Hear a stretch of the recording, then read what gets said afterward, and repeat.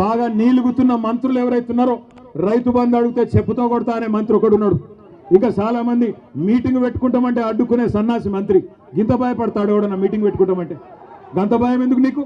భూపాల్ రెడ్డిని తీసుకుపోయి పోలీస్ స్టేషన్లో ఆడ పోలీసు వాళ్ళు అడ్డం ఉండి భూపాల్ రెడ్డి మీద దాడి చేస్తావా? సిగ్గుందా నీకేమన్నా అని అడుగుతున్న మంత్రి కోమటిరెడ్డి వెంకటరెడ్డి. నీకు ధైర్యం ఉంటే దమ్ముంటే గడియారం సెంటర్కు రా. గడియారం సెంటర్కి వచ్చి మా లెక్కన మీటింగ్ పెట్టి చెప్పు రైతులకు ఏం పీకింది నీ ప్రభుత్వం ఈ సంవత్సర కాలంలో చెప్పు. ఉత్తమ్ కుమార్ రెడ్డి, కోమటిరెడ్డి వెంకటరెడ్డి పెరిగిన ఆకారాలు మాత్రం బాగా పెరిగినాయి, అహంకారాలు బాగా పెరిగినాయి, కానీ పీకిందేమీ లేదు నల్లగొండకు. అందుకే నేను అంటున్నా, ఏం చేసిండు కేసీఆర్ నల్లగొండ కంటే చెప్పండి. వరి ధాన్యం ఉత్పత్తిలో తెలంగాణను దేశంలో నెంబర్ 1 చేస్తే నల్లగొండను రాష్ట్రంలో నెంబర్ 1 చేసిండు కేసీఆర్. ఒకటి కాదు 3 మెడికల్ కాలేజీలు సూర్యాపేటలో, నల్లగొండలో, యాదాద్రిలో కట్టించింది కేసీఆర్. యాదాద్రి గుడిని అత్యద్భుతంగా తీర్చిదిద్ది ఆ లక్ష్మీ నరసింహస్వామి రుణం తీర్చుకున్నాడు కేసీఆర్. తామర చెర్లలో అద్భుతంగా మొత్తం తెలంగాణలోనే అతి పెద్ద విద్యుత్ ఉత్పత్తి కేంద్రం కట్టించింది కేసీఆర్. చెప్పుకుంటా పోతే ఒకటి రెండు కాదు ఎన్నో పనులు చేసినాం. దమ్ముంటే క్లాక్ టవర్ కు రా, మా భూపాలన్న వస్తాడు, మా జగదీష్ అన్న వస్తాడు, వాళ్ళు నీ సంగతి చెప్తారనే మాట కూడా నేను తెలియజేస్తా ఉన్నా నల్లగొండ రైతు బిడ్డలకు. ఎందుకంటే మనం ఆఖరికి మనం హైకోర్టు కూడా ధన్యవాదాలు చెప్పాలి, మనకు న్యాయ వ్యవస్థకు ధన్యవాదాలు చెప్పాలి. ఎందుకంటే రేవంత్ రెడ్డి ప్రభుత్వం అడ్డుకునే ప్రయత్నం చేసిన హైకోర్టు దేశంలో ఇంకా న్యాయం ఉన్నది, ధర్మం బతికే ఉంది కాబట్టి రైతుల పోరాటంలో న్యాయం ఉందని చెప్పి హైకోర్టు కూడా అంగీకరించి ఇవాళ పర్మిషన్ ఇచ్చి ఈ క్లాక్ టవర్ సెంటర్ లో మనకు ఇవాళ సభ జరుపుకునే, ధర్నా జరుపుకునే అవకాశం ఇచ్చినారు. ముఖ్యమంత్రి రాజ్ భవన్ ముంగట ధర్నా చేస్తేనేమో ఏం కాదట, ట్రాఫిక్ అంతరాయం కాదట. మరి ఇక్కడ క్లాక్ టవర్ కాడ మనం ధర్నా చేసుకుంటే మాత్రం నల్లగొండ రైతు బిడ్డల కోసం ఇక్కడ చాలా ఇబ్బంది అవుతుందట, వెంకటరెడ్డికి చాలా ఇన్కన్వీనియన్స్ అవుతుందట, అందుకే పర్మిషన్ ఇయ్యరట. కానీ నేను గుర్తు చేస్తా ఉన్న పోలీస్ అధికారులకు, జిల్లా యంత్రాంగానికి కూడా మర్చిపోకండి, భవిష్యత్తు మళ్ళీ ఖచ్చితంగా గులాబీ జెండాలే, ముమ్మాటికి తిరిగి వస్తాం. ఇవాళ ఎవరెవరైతే కాంగ్రెస్ కార్యకర్తల కంటే అతిగా ప్రవర్తిస్తున్నారో అన్ని గుర్తు పెట్టుకుంటాం, వడ్డీతో సహా ఇస్తాం, యాది పెట్టుకోమని చెప్తూ మళ్ళొకసారి నల్లగొండ రైతు బిడ్డలందరికీ ధన్యవాదాలు తెలియజేస్తూ జై తెలంగాణ. శాసనసభ రద్దు చేసి ఇదే గాంధీ మన సత్యాగ్రహం చేసిన నేను పోరాటానికి భయపడే, కానీ నీలాంటి ఈడీ కేసు, సిబిఐ కేసులతో చర్చలకు పోతే నా వాల్యూ పోతుంది. తెలంగాణ కోసం 3 ఏళ్ళ పదవి వదిలిపెట్టుకున్నా. అందరికీ తెలుసు, మా శ్రీకాంత్ సార్ శవాన్ని చూసి మంటలలో కాలిపోతుంటే నాకు పదవిలో ఉండబుద్ధి కాలే.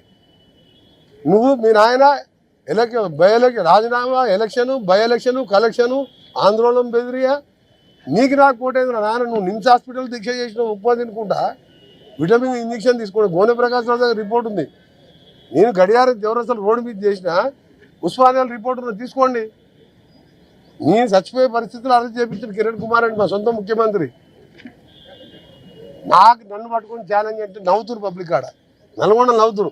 11 సీట్లు ఒక్కొక్కటి 70,000తో 80,000తో ఎంపీలు 6 లక్షలు 4 లక్షలు గెలిస్తే ఈ బచ్చగాడు 5-6 వేల మంది లేరు.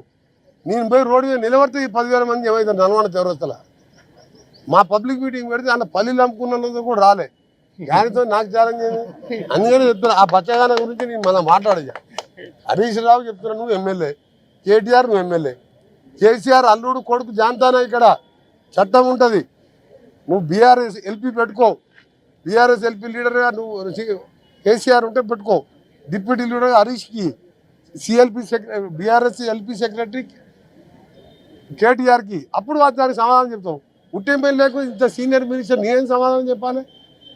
అందుకనే నీ బీఆర్ఎస్ ఎల్పీ లీడర్ నిండుకోలేదు.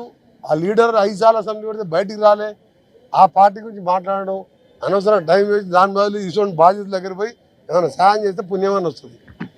మా గౌరవ పిసిసి ప్రెసిడెంట్ గారి తీసుకున్న నిర్ణయం మేరకు 11వసారి ప్రజా దర్బార్ ఈరోజు గాంధీ భవన్లో ఉదయం 11 గంటలకు దాదాపు 2 గంటలు కావస్తుంది, 2 గంటలు అయింది. దాదాపు 1000 మంది పైగా ఇంకా ఎక్కువనే వచ్చినాయి అర్జీలు. కొన్ని అప్పటికప్పుడు డీజీపీ గారితో మాట్లాడడం, జిహెచ్ఎంఈ కమిషనర్తో మాట్లాడడం, కలెక్టర్లతో మాట్లాడడంతో పాటు చాలా వరకు ఇళ్ళ సమస్య మీద అప్లికేషన్ వచ్చినాయి, రేషన్ కార్డులు కూడా వచ్చినాయి. రేషన్ కార్డు వెంటనే అందరికీ జారీ చేసే ప్రక్రియ ప్రారంభమైందని చెప్పి వారికి చెప్పడం జరిగి సంబంధిత అధికారులకు చెప్పడం జరిగింది. ఈ కారణం నాతో పాటు విప్పు గారు, యాదగిరిగుట్ట ఆలేరు ఎమ్మెల్యే బీల్ ఐదయ్య గారు, అలాగే మన తాండూరు ఎమ్మెల్యే మనోహర్ రెడ్డి గారు, నిరంజన్ రెడ్డి గారు, మేయర్ గారు, ఇంకా మా నాయకులు చాలా మంది సేవాదళ వాళ్ళు చాలా సంతోషం. ఎందుకంటే వాళ్ళు కష్టపడి వాళ్ళందరినీ లైన్లో మెయింటైన్ చేస్తూ చేసిన వారిని కూడా అభినందిస్తూ మా గాంధీ భవన్ సిబ్బందితో పాటు మా పిసిసి ప్రెసిడెంట్ గారు చక్కటి ప్రోగ్రాం పెట్టిండ్రు. గతంలో మనం చూసాం మినిస్టరు, ముఖ్యమంత్రి, మంత్రులు ఎప్పుడైనా కనబడేదా? అసలు టీఆర్ఎస్ ఆఫీస్కి ఎప్పుడైనా వస్తే ఆయన సెప్టెంబర్ 17 కూడా కేశవరావుని పోయి జెండా ఎగిరేపించేది. తెలంగాణకి స్వతంత్రం వచ్చిన రోజు అది.